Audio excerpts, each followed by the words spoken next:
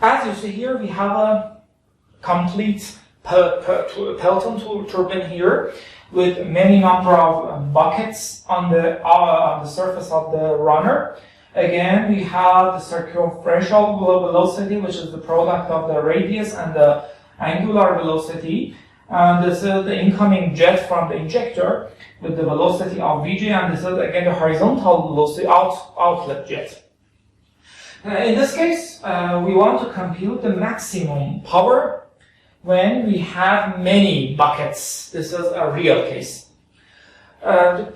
Before computing the optimum case, pay attention that we have 4 velocities.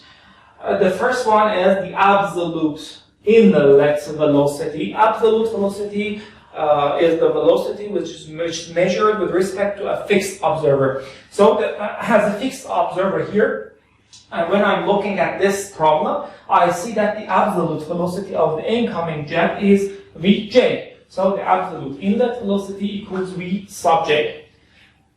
The relative inlet velocity, relative when you as an observer are rotating with this runner. So you are here, you are sitting here, this is you, and you are rotating with the runner. The relative inlet velocity with respect to the rotating observer is Vj sub j minus u, or V sub j minus r times omega. The second one. The third one is the relative outlet velocity, which can be computed with using the conservation of mass. So because the area of the jet remains constant during this rotation inside the cup. So, and the product of the velocity and the area should be constant based on the conservation of mass, and the density is also constant.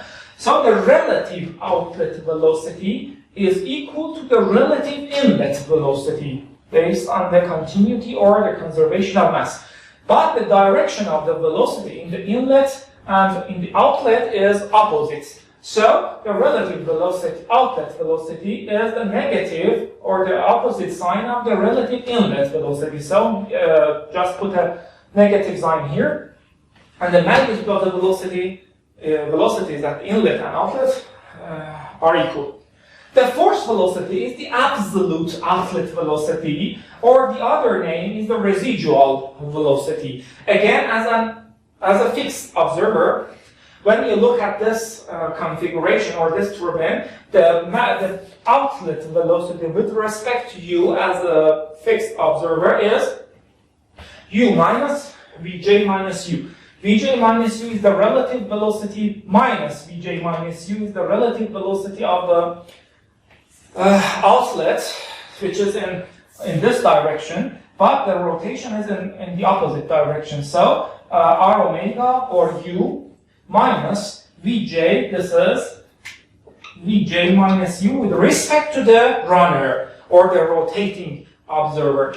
Okay, so we have this one as twice u, or 2 times 2 minus v sub j is the absolute outlet velocity or the residual velocity. Okay, pay attention to the concept of computing the 4 velocities, which is straightforward. I'm going to compute the optimal case or the maximum power exchange case for this case. So the maximum power or the optimal case is obtained when the absolute velocity of the outlet equals 0. I mean the force velocity, this one equals 0. This is the optimal case because when you are looking at the Pelton turbine from the outside, when the outlet velocity is 0, it means that all of the momentum of the incoming water is transferred to the wheel. So there is nothing left. This is the best case, or the optimal, or the maximum output power case. So in this case, if the absolute velocity of the outlet is 0, all of the kinetic energy of the jet, or the incoming jet, is transferred to the wheel, or the runner. So you can easily compute the sub-opt, or the optimal velocity, circumferential velocity, by equating this relation. to 0. So U is equal to the half of the jet velocity. You can compute the jet velocity in the procedure of design of the Pelton turbine. I will explain it in another video. So you can easily compute the circumferential velocity here.